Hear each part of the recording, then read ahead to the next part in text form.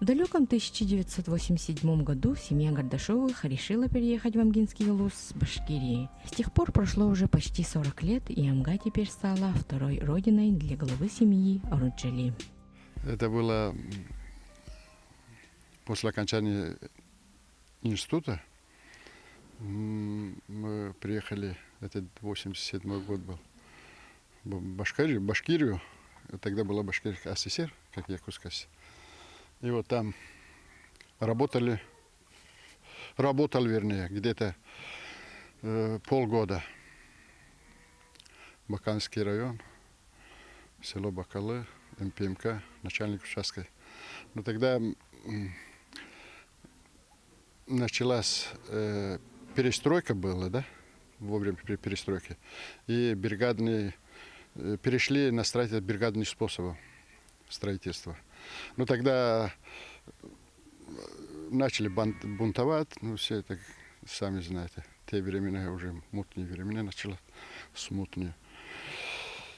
И продукты, проблемы было. Утром уходил, вечером приходил на работу.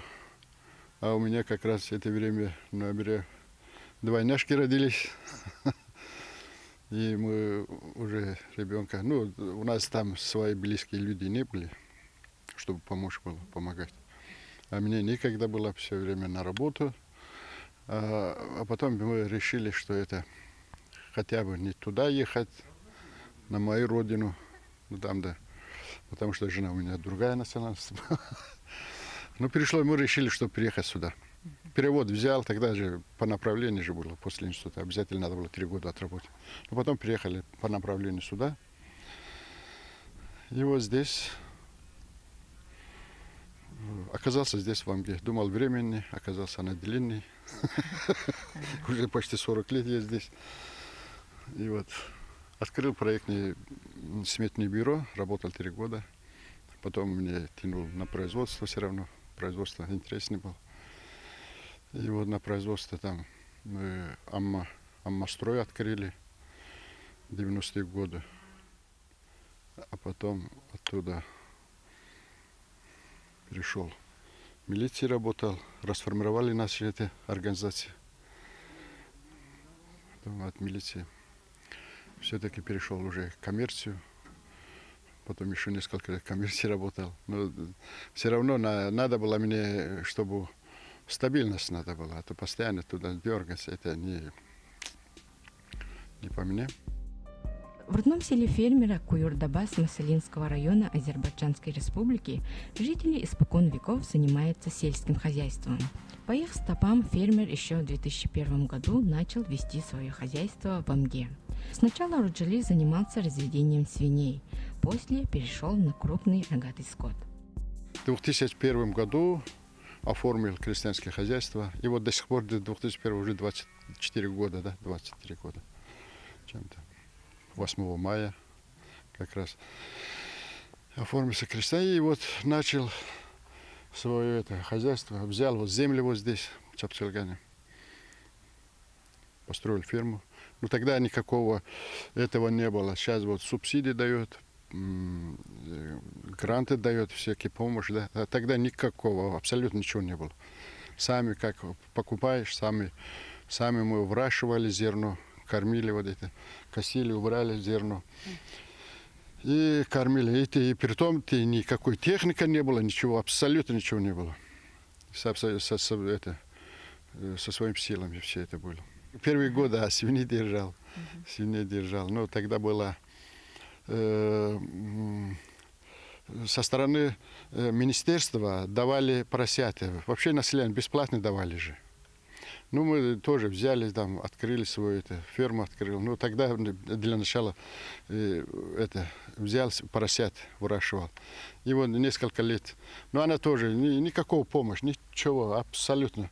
Ну, у нас тут, можно сказать, по свиньям слабо ветеринары. Но они постоянно болеют, постоянно подъезжают много. Невыгодно. Ну, надо постоянный уход, постоянно, это уже другая система. Ну, вот поэтому я вот купил корову через год. Потом еще, потом Поняли, что это корова крупный рогатый скот, она и мясо, и молоко. Ну, тогда молоко тоже дешевле было. Не так, как сейчас 65 рублей вот субсидируют. А раньше вообще 22 рубля, что ли, были. И вот все равно вот я взялся вот это. Главное, чтобы была стабильность, чтобы работал, чтобы там что-нибудь, ну, жил. Ну, потихоньку было незаметно вот это. Мы думаем, что один-два коровы, несколько коров, она мало, да, или много. А незаметно она увеличивается, вообще не успеваешь за ним уже. Смотришь, уже 100-150. Сейчас у Оруджали самое крупное хозяйство среди крестьянско-фермерских хозяйств района. У фермера больше 400 голов, из которых 120 дойных коров. В 2015 году фермер выиграл свой первый грант и построил коровник на 120 голов. И вот грант взял и построил вот этот хатон. Вот этот хатон построил. Ну, у нас почва здесь это...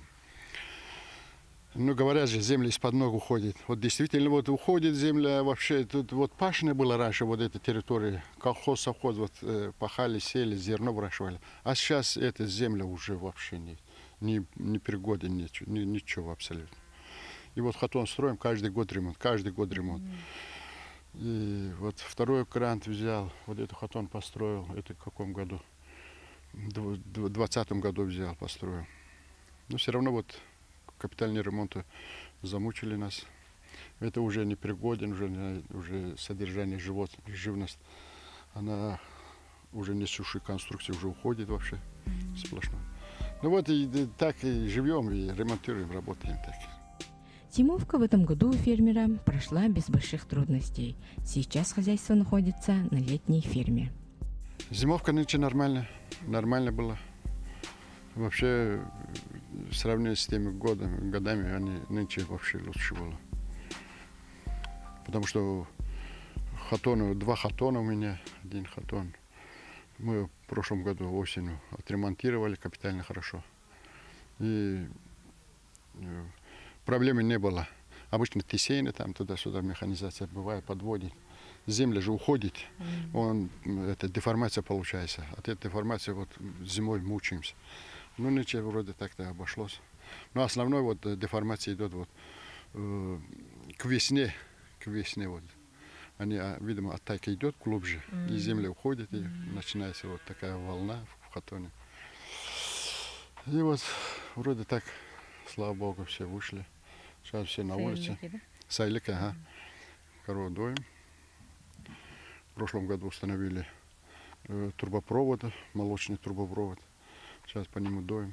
Еще облегчили труд. Облегчение труда, это же вообще это хорошо, когда есть облегчение. Ну, механизирование. Ну, облегчение, когда механизируешь это все это. Ну, на облегчение. Это хорошо. Техника у нас. Есть техника. 3 белоруса. Синта есть. Потом много там осталось. Плуг, там все. Вот картошка уже. Еще картошку посадили вот. Уже 3-й день успели посадить картошку. Хотели сейчас кормовые посадить. Еще кормовые у нас 100 гектар есть. Ну вот ждем зерно пока.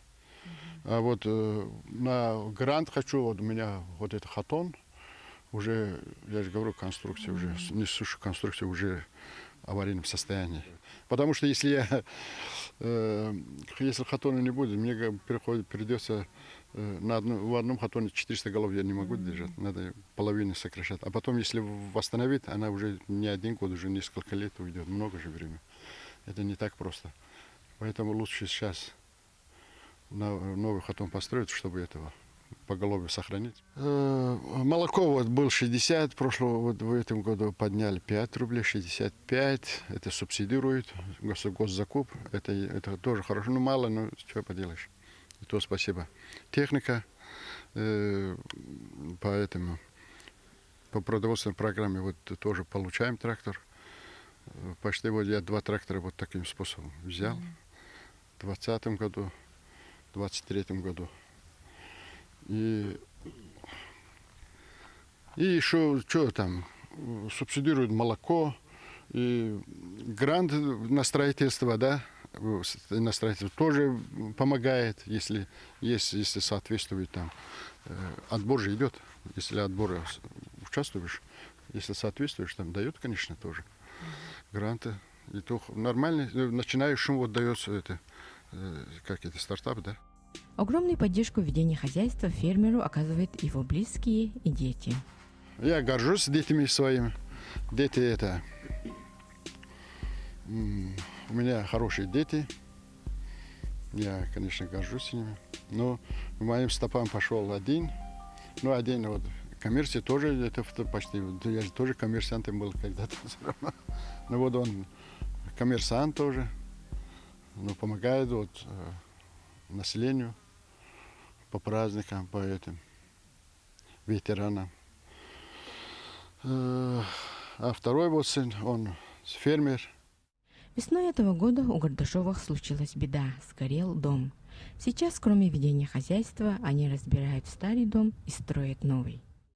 Хочу использовать этот момент, да, поблагодарить тем, которые помогал, хоть там материальная, моральная поддержка. Благодарю всем. Ну, потому что я каждому не мог же тогда ответить, отблагодарить. Ну, были ребята, помогли здорово. Ну, особенно вот сельчане, даже вот амгинские наши, коллеги наши, фермеры, не только нашего этого, из других республик, из других улусов, из многих там. Я благодарю всем. Это не дай бог, чтобы это было, кому-то чтобы у кого-то там произошло. Но это бывает, ну что поделаешь, если так суждено, значит так надо. Ну вот это тоже лишний проблем. Работы много, еще вот перешло, еще вот этого. Сейчас вот разбираем, дом поставили уже. Помогли дети. Поставили дом. Ну скоро, наверное, открытый будет. Планов у фермера еще много. За годы своей работы он подготовил крепкий фундамент для дальнейшего развития своего хозяйства.